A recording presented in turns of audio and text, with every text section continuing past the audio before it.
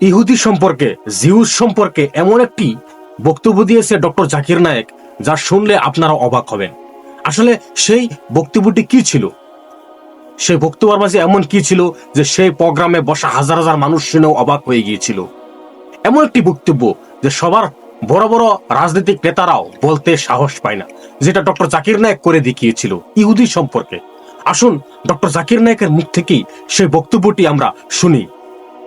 পৃথিবীর ম্যাপটা দেখেন, 1945 সালের আগে ইসরায়েল নামে কোনো দেশ ছিল না। ইসরায়েল দেশটাই ছিল না। এই ইহুদি দলগুলি, এই দলগুলিকে সন্ত্রাসী বলে ডাকতো ব্রিটিশরা। তারা একটা ইহুদি রাষ্ট্রের জন্য লড়ছিল। পরে তারা শক্তি দিয়ে ইসরায়েল দখল করে আর প্যালেস্টাইনিদের তাড়িয়ে দেয়। এখন এই লোকগুলি প্যালেস্টাইনের লোকদের বলছে, যাদের দাবিটা আরো জোরালো, তাদের দেশ ফেরত চায়। এখন তাদেরকে সন্ত্রাসী বলে ডাকছে ইসরায়েলিরাই। চিন্তা করেন, হিটলার 60 লক্ষ ইহুদি মেরেছিলেন। তিনি ইহুদিদের বের করে দিয়েছিলেন। তারা প্যালেস্টাইনে যাবে কেন? প্যালেস্টাইনিরা তাদের জ্ঞাতি ভাইদের আমন্ত্রণ জানিয়েছিল। তারা যদি কোনো দেশ চায় তাহলে জার্মানিতে ফিরে যাওয়া উচিত, ইউরোপে যাওয়া উচিত। চিন্তা করেন, প্যালেস্টাইনিরা তাদের স্বাগতম জানিয়েছিল। ধরেন আপনার বাসায় একজন মেহমান আসলো, অচেনা সেই লোককে আপনি বাসায় থাকতে দিলেন, আর কিছুদিন পর সে আপনাকে বাসা থেকে বের করে দিল। আপনি দরজার সামনে বলতে থাকলেন, আমার ঘর ফেরত চাই, ফেরত দেন। লোকে আপনাকে বলবে সন্ত্রাসী। ঠিক এই ঘটনাই ঘটেছে। আজকে এই প্যালেস্টাইনিদের সন্ত্রাসী বলা হচ্ছে কেন? তারা তাদের দেশ ফেরত চায়। আর এখন পৃথিবীর মানুষ, বিশেষ করে উন্নত দেশগুলির মানুষ, তারা নির্বিকারভাবে এই অন্যায় মেনে নিচ্ছে। আমরা জানি যে জার্মানিতে ইতিহাস আমাদের বলে 1968 থেকে। আসসালামু আলাইকুম, সম্মানিত দর্শক মণ্ডলী, আপনারা ডক্টর জাকির নায়েকের সেই বক্তব্যটি শুনলেন। দেখুন, মানুষ কত নিষ্ঠুর হলে এমন কাজ করে। যে মানুষগুলোই সারা পৃথিবীতে অত্যাচারিত হয়েছিল, এখানেই গিয়েছিল, সেখানেই তাদের উপর নির্যাতন হয়েছিল। যেখানে তারা পা রেখেছিল সেখানে তাদের পাকে কেটে দেওয়া হয়েছিল। যেখানে তারা চোখ রেখেছিল তাদের চোখকে উগড়িয়ে ফেলে দেওয়া হয়েছিল। তাদের সন্তান, তাদের বাড়িঘর নিয়ে তারা ভালো করে নিরাপদে ছিল না। এমন এক জাতি ইহুদি জাতি। প্রথম বিশ্বযুদ্ধ, দ্বিতীয় বিশ্বযুদ্ধের মধ্যেই তারা প্রায় ধ্বংসই হয়ে গিয়েছিল। যেমন জার্মানে অ্যাডলফ হিটলারে প্রায় 60 লক্ষ ইহুদিদেরকে পুড়িয়ে মেরে দিয়েছিল। তাদের কোথাও কোনো আশ্রয় স্থল ছিল না এই পৃথিবীতে, তাদের কোনো নিরাপদ স্থল ছিল না।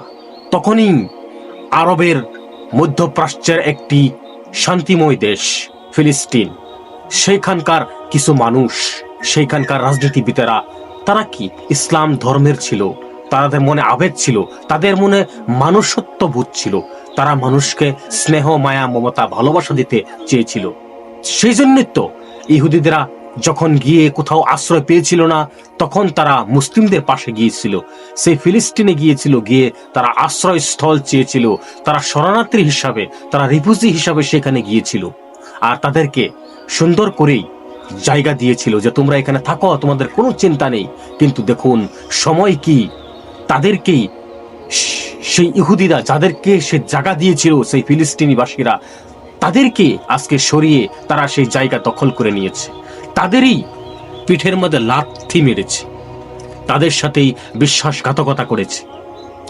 আজকে যদি আপনি কোনো মেহমানকে দাওয়াত দেন আপনার ঘরে, আর সে মেহমান 2 দিন থেকে যদি আপনাকে বলে যে এই বাড়ি আমার, আর আপনি যদি বারান্দার থেকে বলেন না এটা আমার বাড়ি, কিন্তু আপনার পক্ষে রাও করার মতো, কথা বলার মতো, প্রতিবাদ করার মতো কেউ থাকে না, আর সেই বাড়ি সেই মেহমান নিয়ে নেই, তার মানে সেম সেই ঘটনাটাই ঘটেছে ফিলিস্তিনি আর ইসরায়েলির মধ্যে। যে ইসরায়েলিরা ফিলিস্তিনবাসীকে কিভাবে তারা জমি দখল করেছে, ফিলিস্তিন দখল করেছে, আর তাদের নামে একটি দেশ গঠন করে দিয়েছে। আসলে এইসব কথাগুলো সবাই বলার সাহস পায় না, যেটা ডক্টর জাকির নায়েক করে দেখিয়েছে। ডক্টর জাকির নায়েক এমন একজন মায়ের সন্তান, এমন একজন মানুষ যে পৃথিবীর কোনো মানুষকে ভয় পায় না সত্যি কথা বলার থেকে। তিনি যেখানেই যাক তিনি সত্য কথা বলে দেয়। সেই ব্যক্তি যত বড় রাষ্ট্রদ্রুত হোক, যত বড় রাষ্ট্রনায়ক হোক, তার সামনে ডক্টর জাকির নায়েক কথা বলতে কোনোদিন দ্বিধাবোধ করে না। এটাকেই বলে একজন হাক্কানি আলেম। একেই বলে ইসলামের দায়ী। আসলে দায়ীরা এমনই হয় যে পৃথিবীর কাউকে পরোয়া করে না। ইমাম আবু হানিফা রাহিমাহুল্লাহর কথা কি আপনাদের মনে আছে? যখন ইমাম আবু হানিফা রাহিমাহুল্লাহকে কাজীর দায়িত্ব সমর্পণ করতে চেয়েছিল তখনকার তৎকালীন বাদশাহ, তখন ইমাম আবু হানিফা রাহিমাহুল্লাহ সোজাসুজি সেই দায়িত্বকে গ্রহণ করতে অস্বীকার করেছিল, যে বলেছিল আমার থেকে যাতে কোনো অপরাধ না হয়ে যায়, আমি এই কাজীর দায়িত্ব গ্রহণ করতে পারবো না। তারপরে দেখুন তার উপর কত নির্যাতন করা হয়েছিল ইতিহাস বলে। এরকমই যারা এই পৃথিবীতে আল্লাহ আল্লাহ রাসূলের দিনকে প্রতিষ্ঠিত করতে, আল্লাহ আল্লাহ রাসূলের দিনকে মানুষের কাছে প্রচার করতে আসে, তারা পৃথিবীতে একমাত্র আল্লাহ ছাড়া কাউকে ভয় পায় না।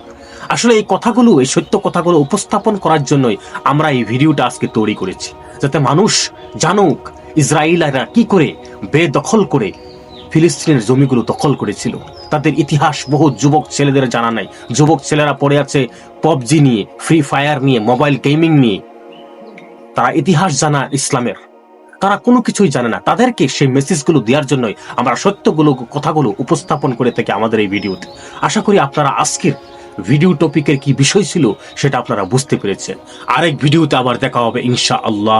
আসসালামু আলাইকুম ওয়া রাহমাতুল্লাহি ওয়া বারাকাতুহু।